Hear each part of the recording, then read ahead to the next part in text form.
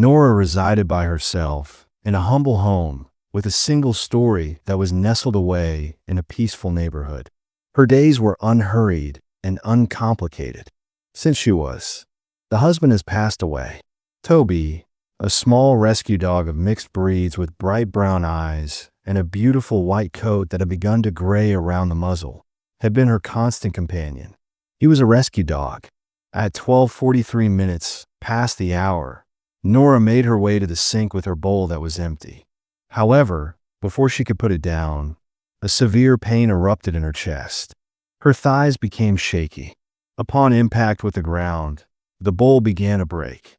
She collapsed next to it, her face pale, her breath shallow, and her eyes blinking once before they flew shut to cover her face. Almost instantly, Toby leapt to his feet. He walked around her body, whined, and tapped her shoulder with his nose, but she did not move. No voice, no commands, and nothing else, and at that moment, Toby rushed. He made a mad sprint for the front door and immediately began clawing it frantically, pawing and pushing on opposite sides while giving out high-pitched yelps in between each smash, not just once or twice, but rather repeatedly and over again. Barking was his new mode of communication when the door would not budge. A loud, aggressive, and rhythmic the next-door neighbor aged 34 years. Sandra was in the middle of planting vegetables in her garden when she became aware of the barking. First, she chose to disregard it. There were occasions when Toby barked when squirrels passed by, but this time it was different. It was a quick sound that was centered on desperation. Her hands were scrubbed clean, and she stood up.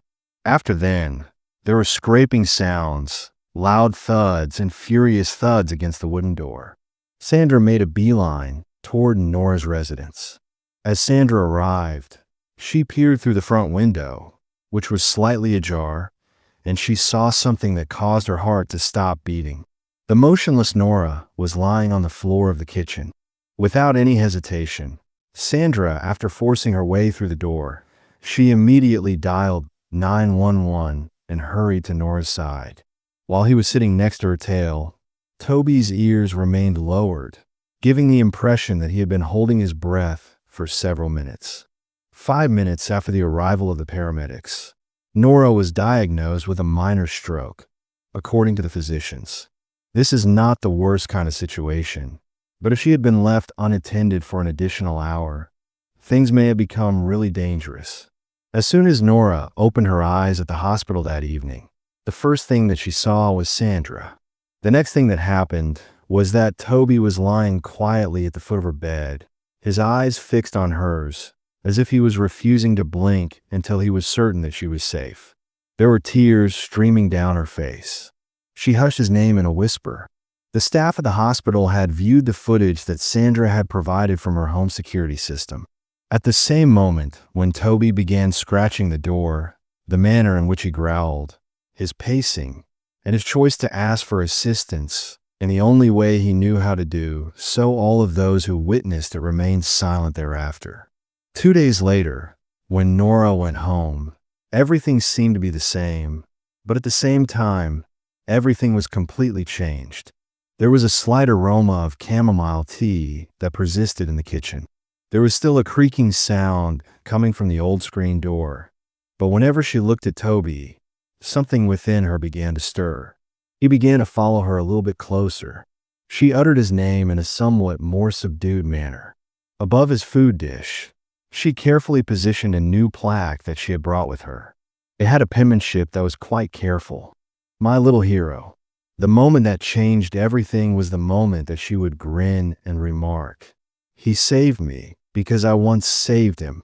This would happen whenever someone questioned her about the story of the barking, scratching, and the moment that changed everything. Do you agree that this is how love operates? She did not see him in the same way ever again.